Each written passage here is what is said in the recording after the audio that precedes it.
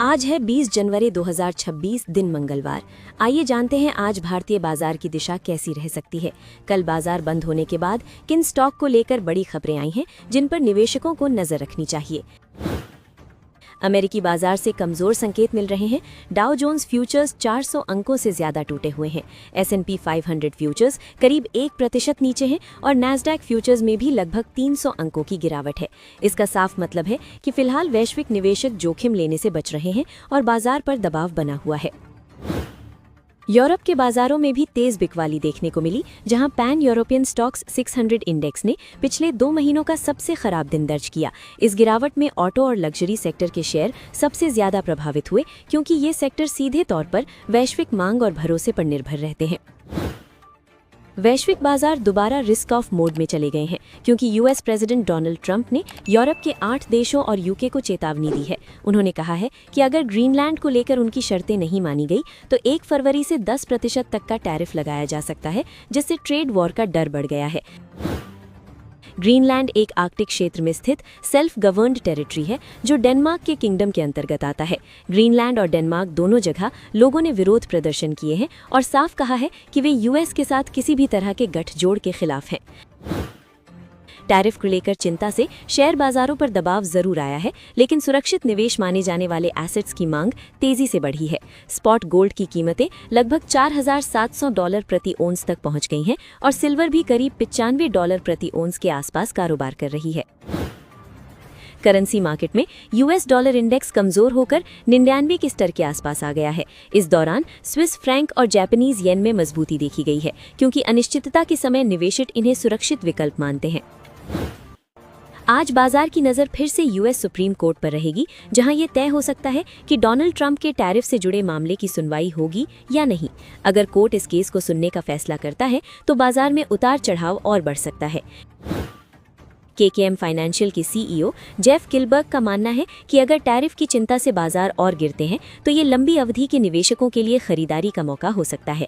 उनका कहना है कि जल्द ही ध्यान दावोस से हटकर Q4 अर्निंग्स सीजन पर जाएगा, जो इस हफ्ते के मध्य से शुरू हो रहा है। ADRs में मिला जुला रुख देखने को मिला। विप्रो ADR में तेज गिरावट आई और ये 7% से ज्यादा टूटकर बंद हुआ, जबकि इन्फोसिस ADR में भी हल्की कमजोरी दर्ज की गई। बैंकिंग सेक्टर में ICICI बैंक ADR और HDFC बैंक ADR ने मजबूती दिखाई और दोनों बढ़त के साथ बंद हुए। इससे ये संकेत मिलता है कि भारतीय बैंकिंग शेयरों को लेकर निवेशकों का भरोसा फिलहाल बना हुआ है। फार्मा और ट्रैवल से जुड़े शेयरों में भी मिला जुला प्रदर्शन रहा। डॉक्टर रेड्डीज लेबोरेटरीज ADR और मेक माई ट्रिप ADR में हल्की गिरावट देखने को मिली, जबकि रोडज़ेन और यात्रा ऑनलाइन जैसे शेयरों में तेजी नजर आई। कमोडिटी मार्केट में जबरदस्त हलचल देखने को मिल रही है, जहां सिल्वर और गोल्ड में तेजी है और नेचुरल गैस में भी डबल डिजिट % का उछाल देखने को मिला। ऐसे एक्सट्रीम मूव्स में इक्विटी ट्रेडर्स के पास करने के लिए बहुत कम ऑप्शंस बचते हैं। सिल्वर की कीमतों को लेकर चिंता इसलिए भी बढ़ रही है क्योंकि इंटरनेशनल मार्केट में इसके ऊपर जाने की बातें हो रही हैं। अगर सिल्वर यहां से और भागता है तो डोमेस्टिक मार्केट में पैनिक जैसी सिचुएशन बन सकती है।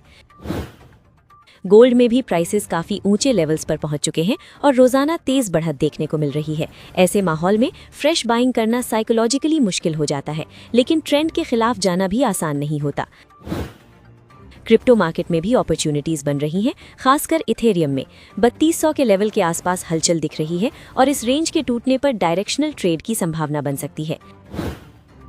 निफ्टी के ऑप्शन डेटा की बात करें तो 25,500 पुट में ज्यादा प्रीमियम दिख रहा है, जो ये संकेत देता है कि मार्केट पहले पुट साइड का प्रीमियम खा सकता है।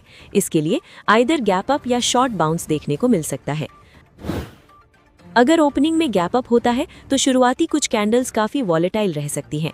ऐसे में जल्दबाजी में ट्रेड लेने से बेहतर है कि मार्केट को थोड़ा सेटल होने दिया जाए और लेवल्स के हिसाब से प्लानिंग की जाए।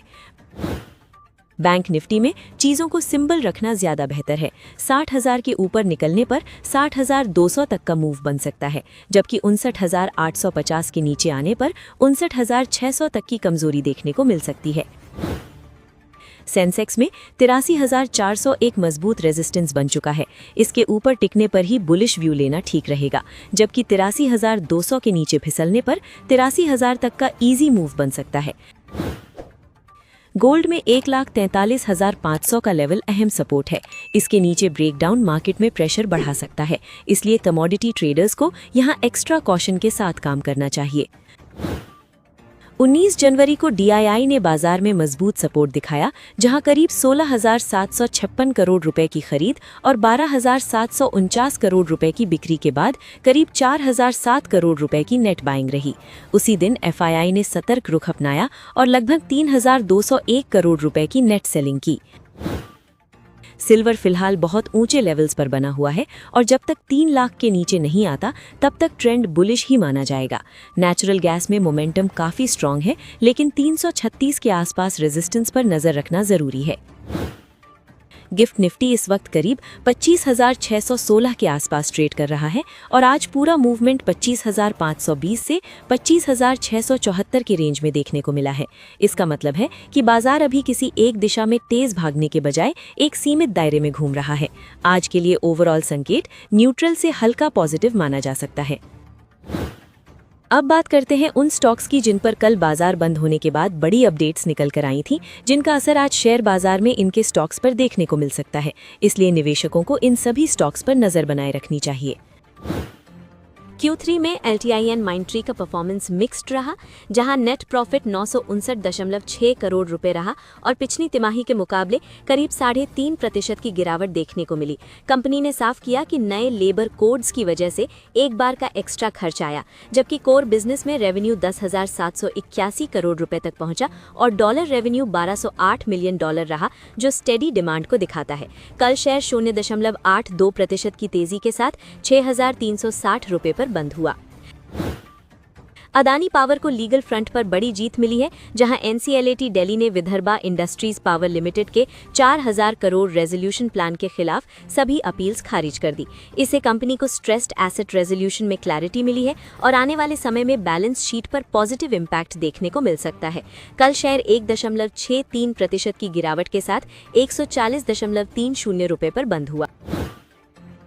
आदित्य बिरला लाइफस्टाइल ब्रांड्स और Aditya Birla fashion and retail limited, Aditya Birla group की इन दोनों कंपनियों में ब्लॉक डील्स की तैयारी है, जहां इंस्टीट्यूशनल इन्वेस्टर्स करीब 3% स्टेक बेच सकते हैं। ये डील्स मार्केट प्राइस से लगभग 8% डिस्काउंट पर हो सकती हैं, इसलिए शॉर्ट टर्म में सप्लाई बढ़ने से स्टॉक प्राइसेस पर दबाव देखने को मिल सकता है। कल शेयर 0.09% की गिरावट के साथ 116 रुपए पर बंद हुआ।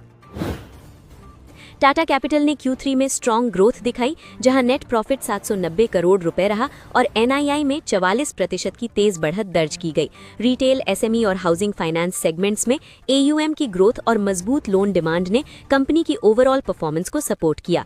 कल शेयर 0.02% की गिरावट के साथ 359 रुपए पर बंद हुआ। परसिस्टेंट सिस्टम्स आज Q3 के नतीजे घोषित करेगी और मार्केट को उम्मीद है कि रेवेन्यू ग्रोथ स्टेबल रहेगा। डॉलर रेवेन्यू करीब 3.6% बढ़कर 3,751 करोड़ रुपए तक पहुंच सकता है। हालांकि मार्जिन्स पर कॉस्ट प्रेशर्स का हल्का असर दिख सकता है। कल शेयर 0.52% की तेजी के साथ 6,436 रुपए पर बंद हुआ। हैवेल्स इंडिया का Q3 परफॉर्मेंस मिला जुला रहा, जहां प्रॉफिट एस्टिमेट से कम रहा, लेकिन रेवेन्यू ग्रोथ 14% से ज्यादा रही। कंज्यूमर डिमांड और प्रोडक्ट मिक्स की वजह से सेल्स बढ़ी, जबकि रॉ मटेरियल और ऑपरेटिंग कॉस्ट्स ने प्रॉफिटेबिलिटी पर दबाव बनाया। कल शेयर 0.69% की तेजी के साथ 1,436 रुपए पर बंद हुआ। ओबेरॉय रियल्टी ने दिसंबर तिमाही में स्टेडी रेवेन्यू ग्रोथ दिखाई, लेकिन मार्जिन्स में पिछले साल के मुकाबले गिरावट आई। कंपनी ने FY26 के लिए तीसरा इंटरिम डिविडेंड 2 रुपए प्रति शेयर घोषित किया है, जिसका रिकॉर्ड डेट 23 जनवरी 2026 है, जिससे इनकम फोकस्ड इन्वेस्टर्स को सपोर्ट मिल सकता है। कल शेयर 0.006% की तेजी के साथ 1,664 रुपए पर बंद हुआ। CEAT का Q3 काफी मजबूत रहा, जहां प्रॉफिट 60% से ज्यादा बढ़ा और EBITDA मार्जिन्स 13.5% तक पहुंच गए। हायर वॉल्यूम्स, बेहतर प्राइसिंग और कॉस्ट कंट्रोल ने कंपनी की प्रॉफिटेबिलिटी को साफ तौर पर इंप्रूव किया। कल शेयर 2.68% की तेजी के साथ 3,895 रुपए पर बंद हुआ। कैप्री ग्लोबल कैपिटल में मैनेजमेंट चेंज की खबर है, जहां CEO मोनू रत्रा 31 जनवरी 2026 से पद छोड़ने वाले हैं।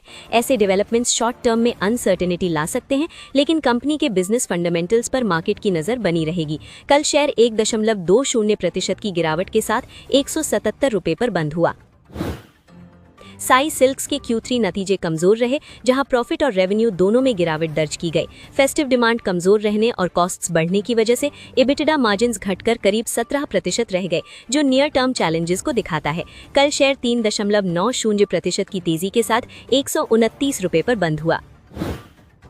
दीपक नाइट्राइट लिमिटेड के सितंबर क्वार्टर के नतीजे कमजोर रहे, जहां कंसोलिडेटेड नेट प्रॉफिट सालाना आधार पर करीब 39% गिरकर 118.7 करोड़ रुपए रह गया। कंपनी पर हायर इनपुट कॉस्ट्स और चैलेंजिंग मार्केट कंडीशंस का असर दिखा, जिससे प्रॉफिटेबिलिटी दबाव में रही और शेयर सोमवार को 1537.10 रुपए पर बंद हुआ।